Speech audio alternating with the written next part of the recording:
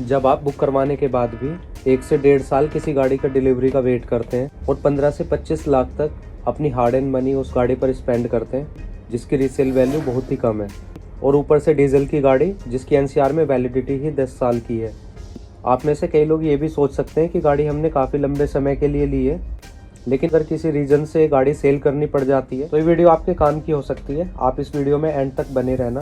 ये स्कॉर्पियन मेरी पहली ऐसी कार है जो किसी अदर ब्रांड की है। इससे पहले जितनी भी गाड़ियां थी वो सभी मारुति की थी, और मारुति के केस में ये होता है कि आपको वैल्यू और कस्टमर्स इजीली मिल जाते हैं, लेकिन महिंद्रा के केस में अभी तक नहीं पता था। तो स्कॉर्पियन की रीसेल वैल्यू चेक करने के लिए मैंने सबसे पहले ऑनलाइन वेबसाइट पर चेक किया, लेकिन वहाँ पे एक्यूरेट प्राइस नहीं मिलता है। वहाँ 2-3 लाख का डिफरेंस आता है, और एक्यूरेट वैल्यू के लिए आपको इंस्पेक्शन कराना होता है जो आपके घर पर ही हो जाता है, लेकिन नई गाड़ी के केस में मुझे कराना सही नहीं लगा।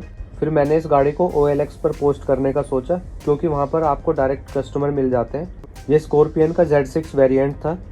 इसकी डिलीवरी मुझे अप्रैल मंथ में मिली थी, और अब तक ये 5700 किलोमीटर चल चुकी थी। और जब मैंने इसकी लिस्टिंग की तो मैंने इसका प्राइस 19,25,000 रखा। अब एक बार मैं क्लियर कर देता हूँ कि 19,25,000 ही प्राइस मैंने क्यों रखा।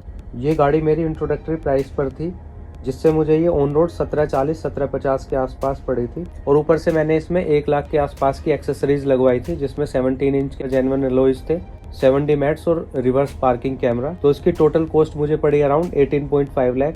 19,25,000 रखने का यही लॉजिक था कि थोड़ा प्राइस नेगोशिएट के लिए भी होता है। दूसरा ये था कि बुकिंग अंडर प्राइस प्रोटेक्शन थी, लेकिन अगर आप आज की डेट में गाड़ी लेने के लिए जाते हैं तो इसमें प्राइस 2 से 3 बार बढ़ चुके हैं, और ये गाड़ी आपको अराउंड 19.5 से 20 लाख की पड़ेगी। और दूसरा, आपको इस गाड़ी के लिए 6 से 8 महीने के लिए वेट भी करना पड़ेगा। ये लिस्टिंग उस ऐप पर मैंने 2 दिन के लिए लाइव रखी। 2 दिन में अराउंड 350 लोगों ने उस लिस्टिंग को देखा, जिसमें से 40-50 लोगों ने रेस्पॉन्ड भी किया, और फिर प्राइस आने स्टार्ट हो गए।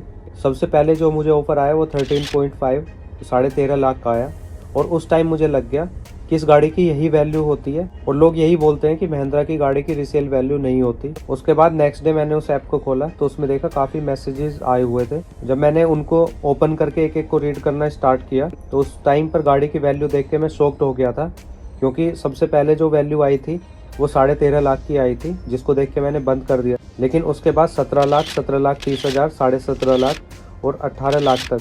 फिर 18 लाख वाले कस्टमर से मेरा नंबर एक्सचेंज हुआ, तो उन्होंने बताया कि उन्होंने स्कॉर्पियन का Z2 वेरिएंट ही बुक किया हुआ है, लेकिन उनकी जो बुकिंग है वो अंडर प्राइस प्रोटेक्शन नहीं है। तो उन्होंने पूछा कि आपकी गाड़ी में कोई प्रॉब्लम तो नहीं है, यह गाड़ी पेट्रोल की तो नहीं है, कभी माइलेज ना देने की वजह से आप इसको सेल कर रहे हो। मैंने उनको कंफर्म किया, नहीं है Z6 वेरिएंट है, ये सिर्फ डीजल में ही आता है और इस गाड़ी में कोई प्रॉब्लम भी नहीं है। फिर उन्होंने बोला कि ये गाड़ी मुझे आप एक बार दिखा दो, तो ये गाड़ी में अगर कोई प्रॉब्लम नहीं हुई तो मैं इसको 18 लाख में लेने के लिए तैयार हूँ। उसके बाद मैंने उस लिस्टिंग को डिलीट कर दिया। अब जो गाड़ी मुझे 1740-1750 की ऑन रोड पड़ी है, उस गाड़ी की 18 लाख की वैल्यू मिल रही है। ऐसा भी कभी किसी गाड़ी के लिए नहीं हुआ होगा। अब मेरे सारे डाउट्स क्लियर हो चुके थे। गाड़ी को रीसेल करते वक्त इतने लोगों से बात करने के बाद मुझे कुछ बातें पता चली, जो मैं आपको भी बता देता हूँ। एक तो इतनी बड़ी गाड़ी को पेट्रोल में आप सिर्फ तभी लेना जब आपकी रनिंग कम हो, और दूसरा ये कि आप गाड़ी परचेज करने के बाद ऊपर से कितने भी पैसे लगा लो उसकी कोई वैल्यू नहीं होती। बात सिर्फ ये होती है कि वो वेरिएंट कौन सा था और आपको ऑन रोड वो कितने की पड़ी।